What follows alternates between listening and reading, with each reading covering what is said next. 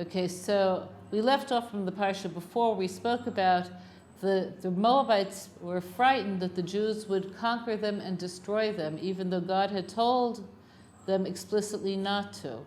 And for that reason, they called Bilham.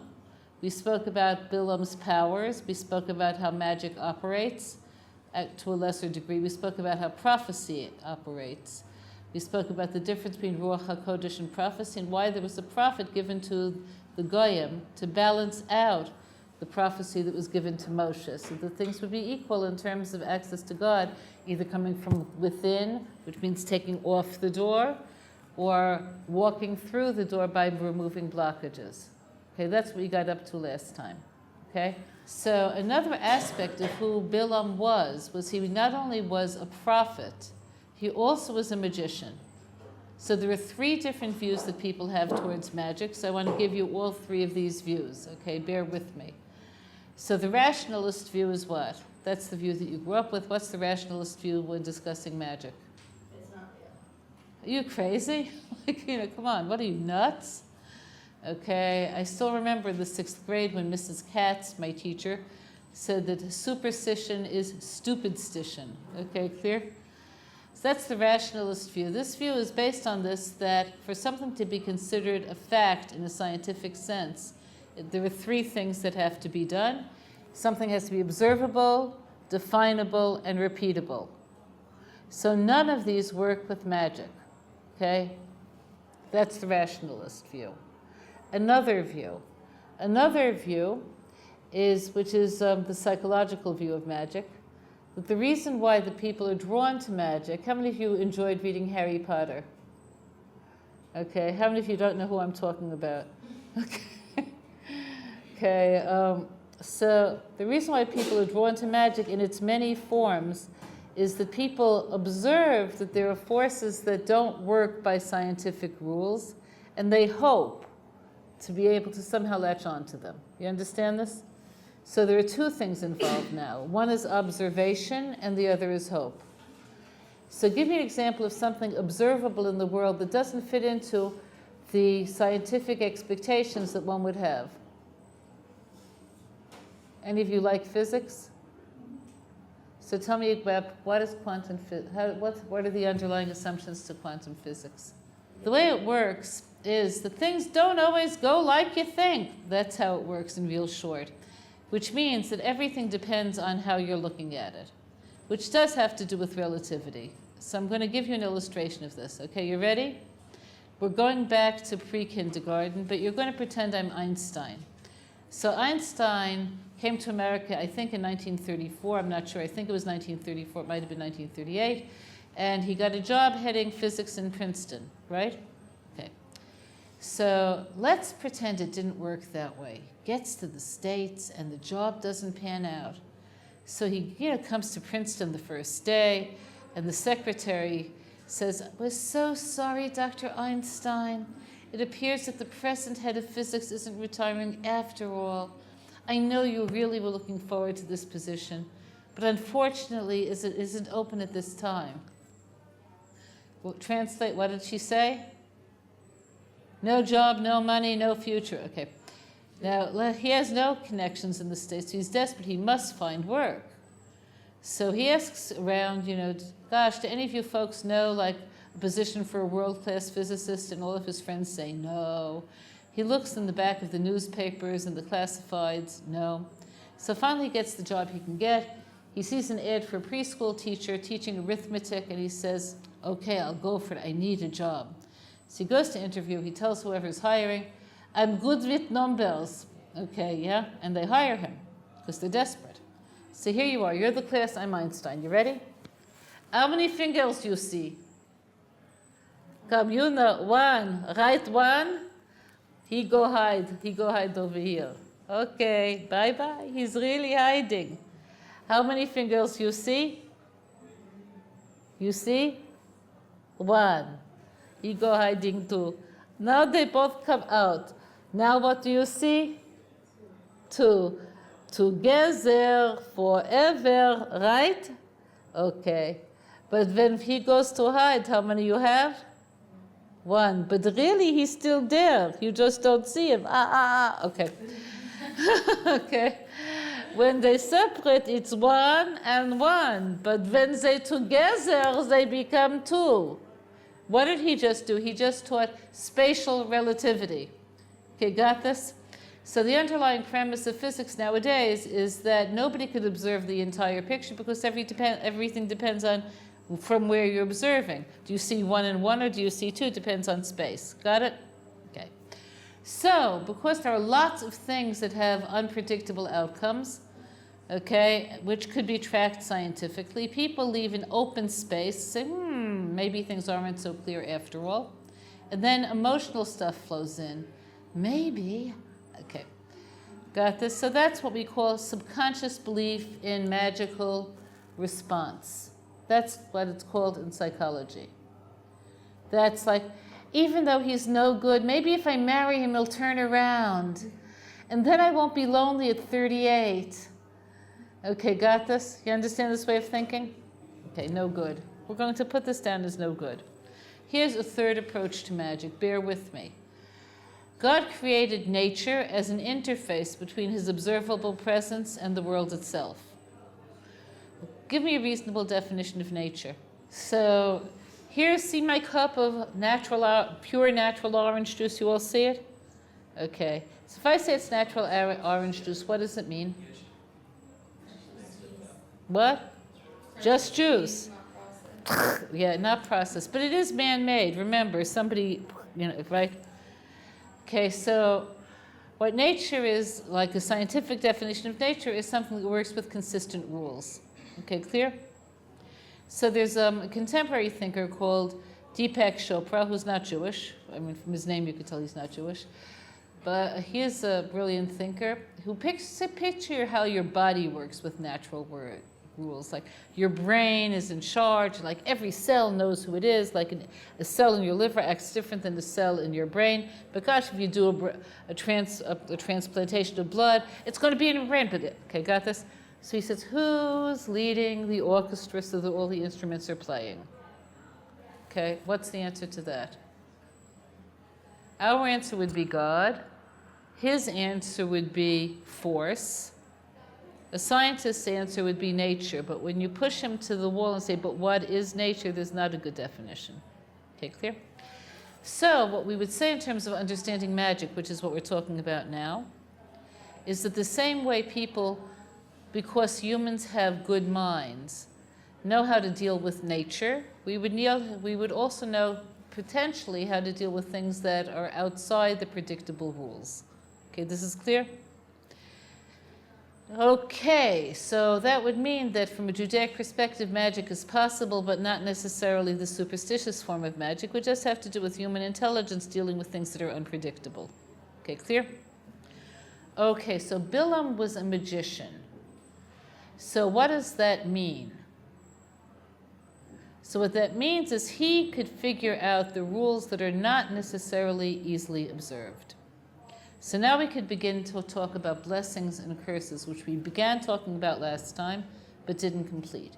So the Moabite king is hiring him to curse the Jews. And as you might recall, those of you who were here yesterday said, why should a blessing or a curse matter? Okay. So the answer is that words have enormous power. Words have great power. So I'll give you an example of this on a rational level, and then we'll move a little bit from there.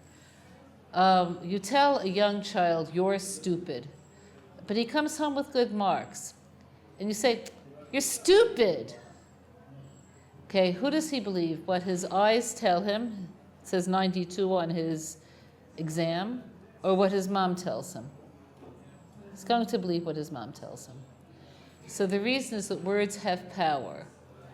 So instinctively, when we hear things, we tend to believe them, because the way God designed things is that words could describe truth or not, and therefore we give words a lot of power. So the source of this power is God's will, like the source of everything else. So let's say you curse someone. Who would you like to curse? Give me an example of somebody you would like to curse. Anyone? Such nice people. Okay. How about Baghdadi? Do you know who he is? No. He's the head of ISIS. Okay, clear?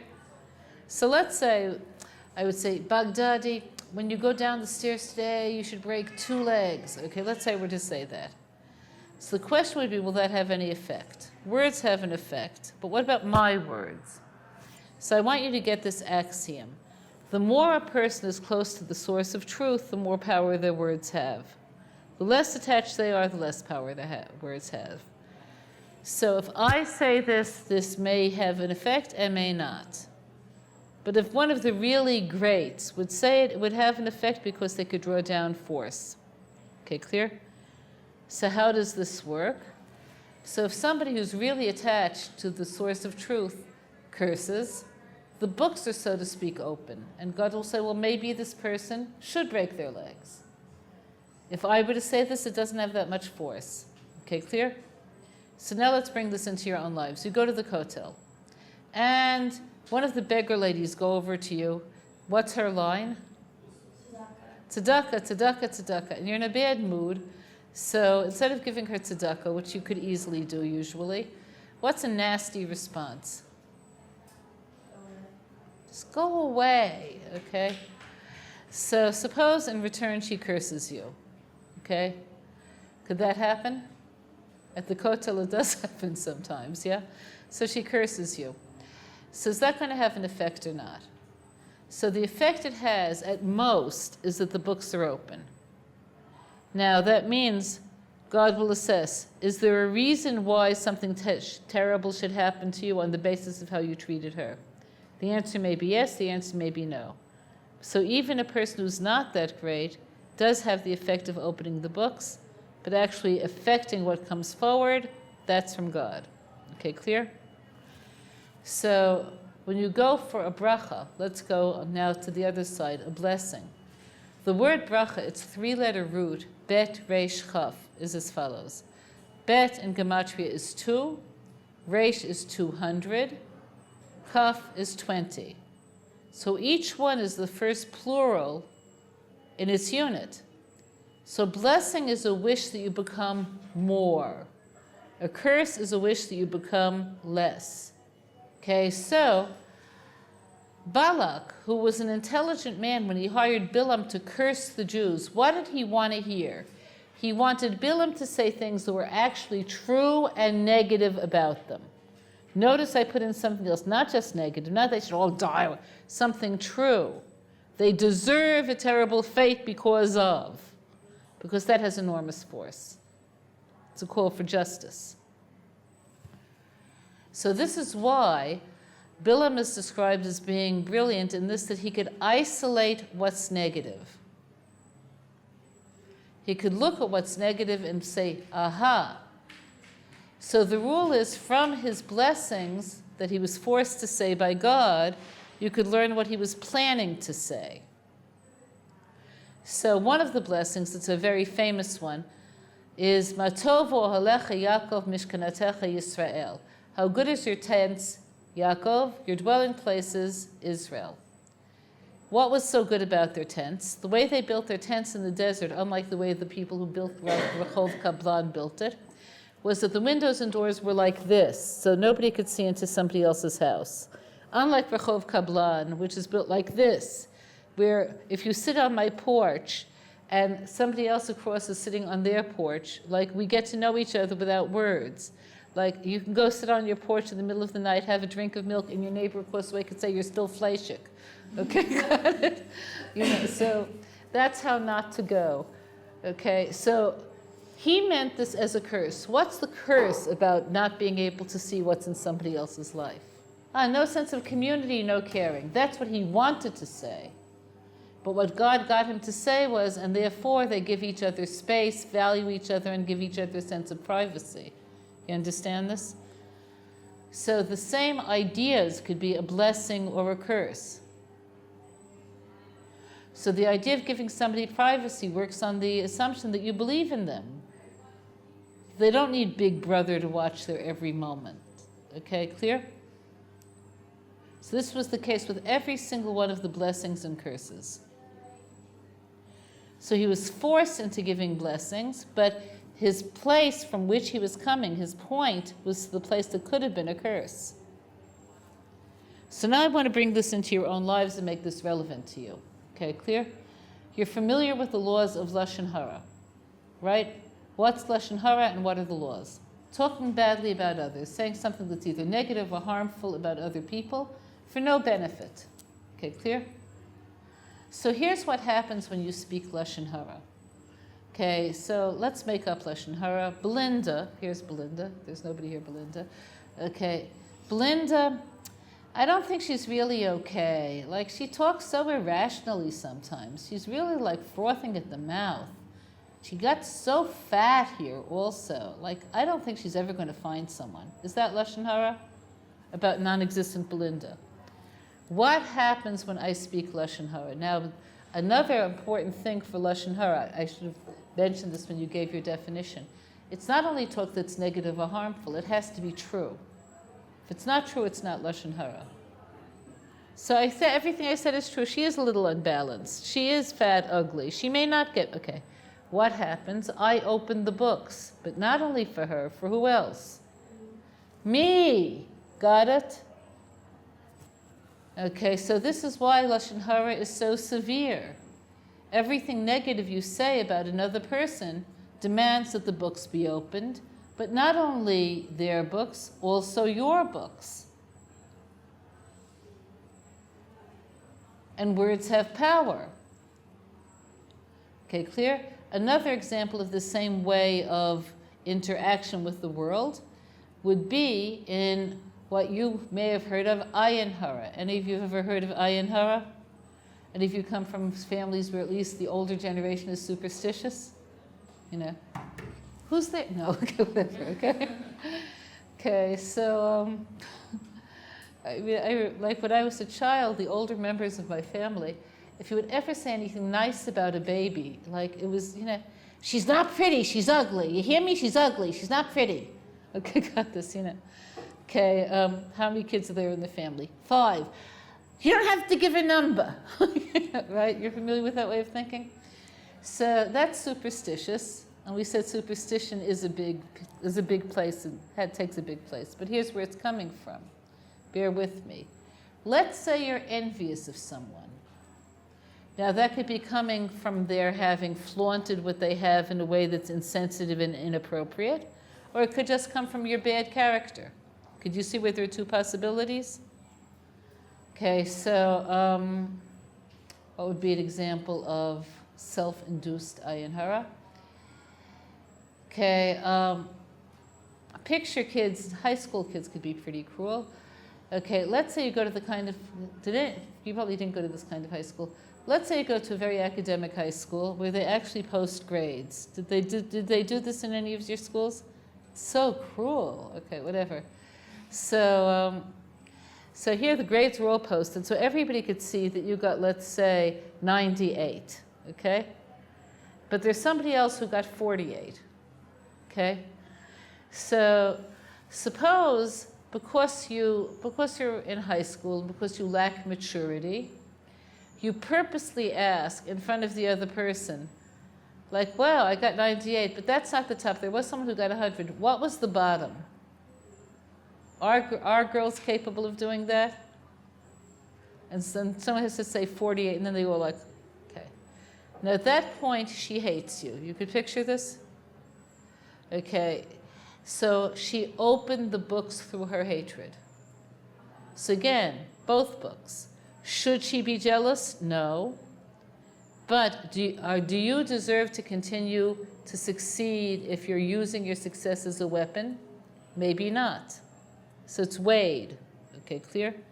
So because of this, not only do your words have an effect, but even if it would be unspoken, you could have that kind of an effect. So that's what ayin hara is. So now we have bad talk, curses, and the evil eye. Okay?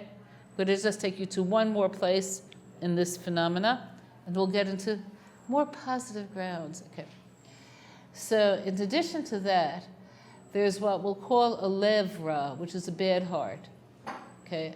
A bad heart means not when you don't want somebody to have something good, that you're envious of them, but when you don't want other people to be seen as being good. You want other people to be worse than you. Okay, did you ever see this? So that would work as follows. Let's say, okay, you're having a debate with someone, and somewhere in the debate you realize you're wrong and they're right. Could that happen? But you're sharper than they are, so you still make them look wrong. Could you picture this? That's lev ra. You don't want them to have what's good. Okay, clear? So we ask Hashem every day to keep us away from bad hearts, bad eyes, bad speech, okay? Because these things have enormous power. Okay, so now we go into a big idea. As powerful as all of this is just an interface between the world and Hashem. Infinite power belongs only to who? Only to Hashem. So here you have Bilham, who's brilliant, who through meditation get himself to the deepest of all places, who knows where the Jews' vulnerable places are, and who could articulate them. And what happened? God forced him to bless when he wanted to curse. So the idea there is, because of this, you don't have to be that nervous about ayin hara and Lashon hara and all of this. Because of this, you don't have to live in fear. Because of that, you don't have to do every possible superstitious response to life. You realize God is the one who's running the show, and now it's okay. This is clear? So let's say you found out that somebody spoke badly of you. So there are two responses. One is to feel vulnerable, and the other is to say, whatever's going to happen is going to happen, and let go. So because of this, Rambam says this, he was a rationalist. He said that the hallmark of having true faith in God is ability to forgive. What does forgiving have to do with this? Exactly. Whatever harm they did was from Hashem anyway. So they're just accountable for their choices. How important is that to you? Okay, clear? Okay, so that's why one of Bilham's blessings was there's no sorcerer in Israel and no one who could predict futures in Yaakov. So the curse he wanted to say is what? That the Jews don't know about control of nature, that they could fall victim to all sorts of forces. But what he said was the truth. These things are unimportant to us. Okay, so there are halachas that come from this as well. So one of the halachas that comes from this is that you're not supposed to practice magic. So in today's world, all of the magic stuff that people do is mostly nonsense. But even if you were to go to the Far East or to the Caribbean, where maybe people do know how to do some of this stuff, you're not allowed to. You're not allowed to go to a fortune teller. You're not allowed to use a tarot board. You're not allowed to, what are some other things that people do? Have tea leaves, have your chart read, your hand. Okay. Why aren't you allowed to do any of this stuff? You're limiting yourself by having other forces define your life instead of God. Okay, clear? So you have to release yourself from all superstitious belief. Okay, not because magic can't work, but because it's irrelevant, which is a whole different way of thinking. Okay, taking this one step further. There are laws in the Torah that relate to the world that we can't see. So I want you to understand this better.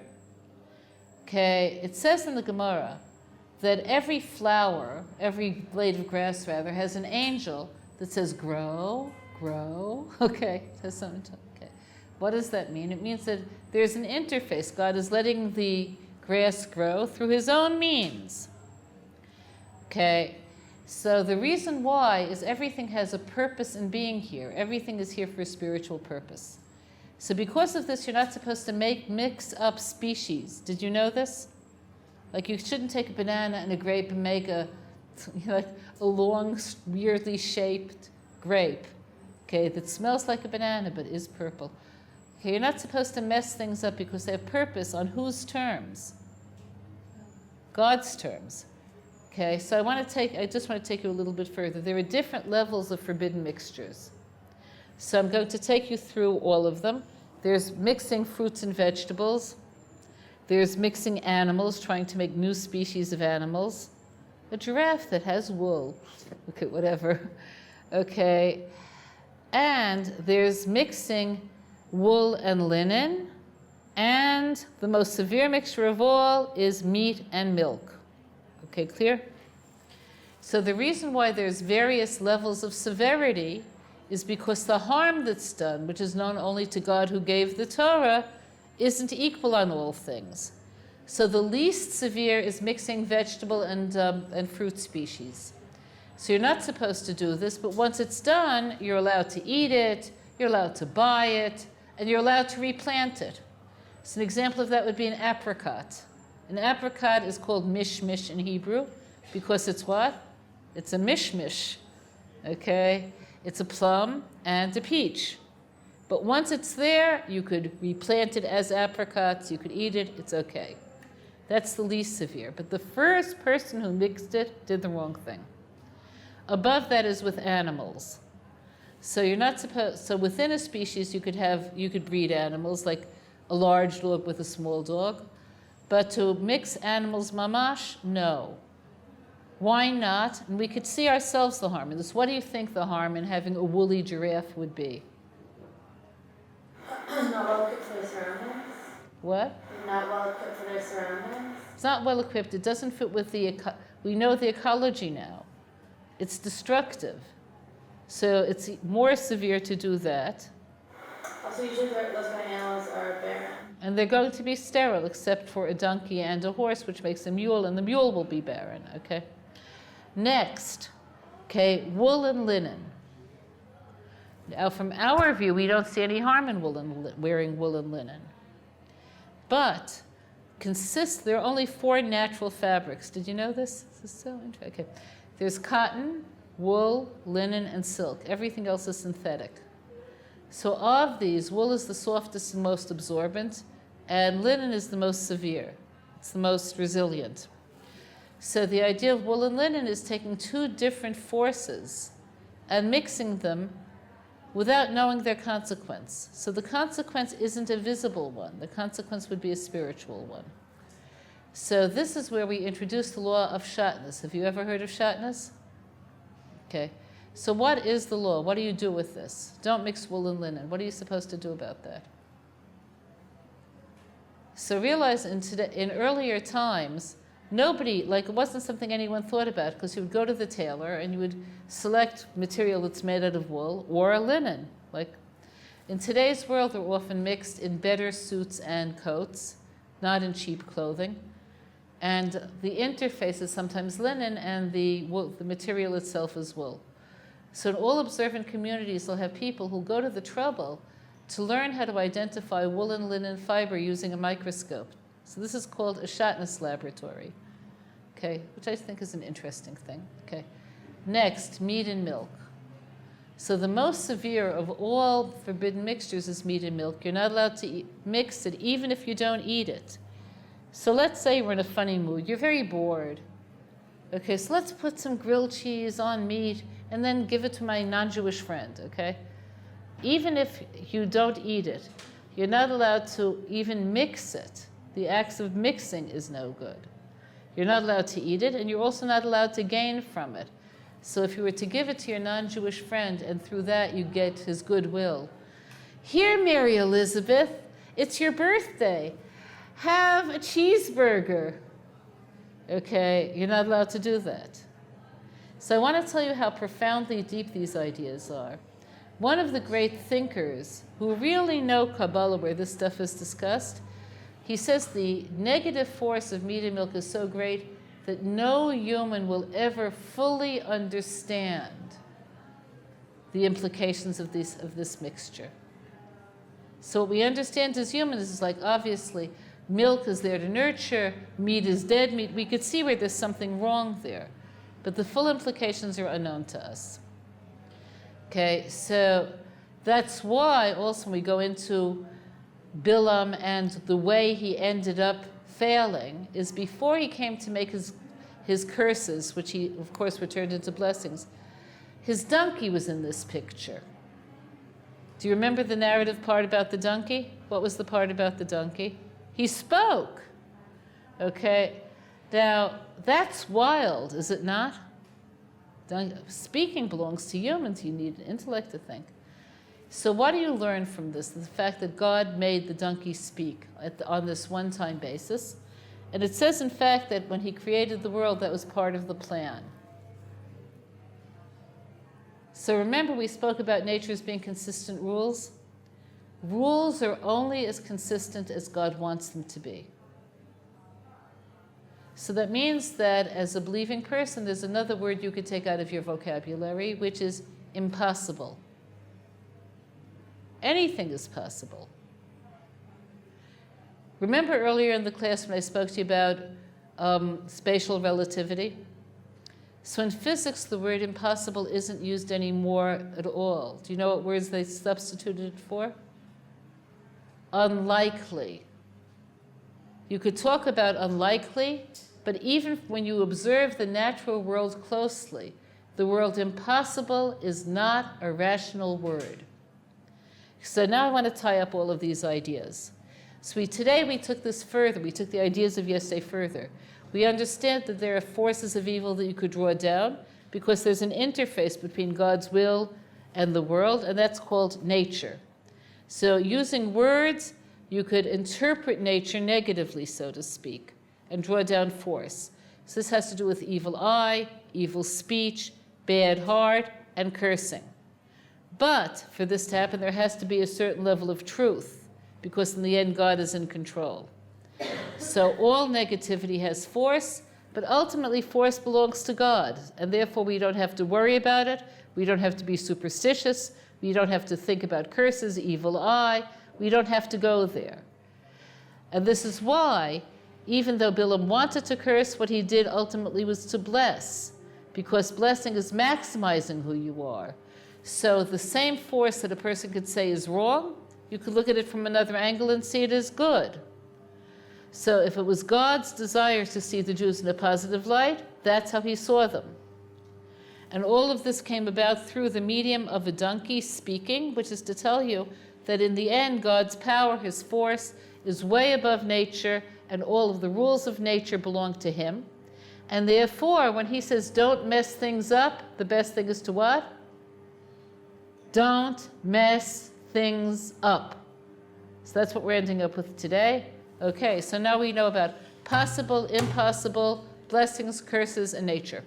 Okay? You're welcome.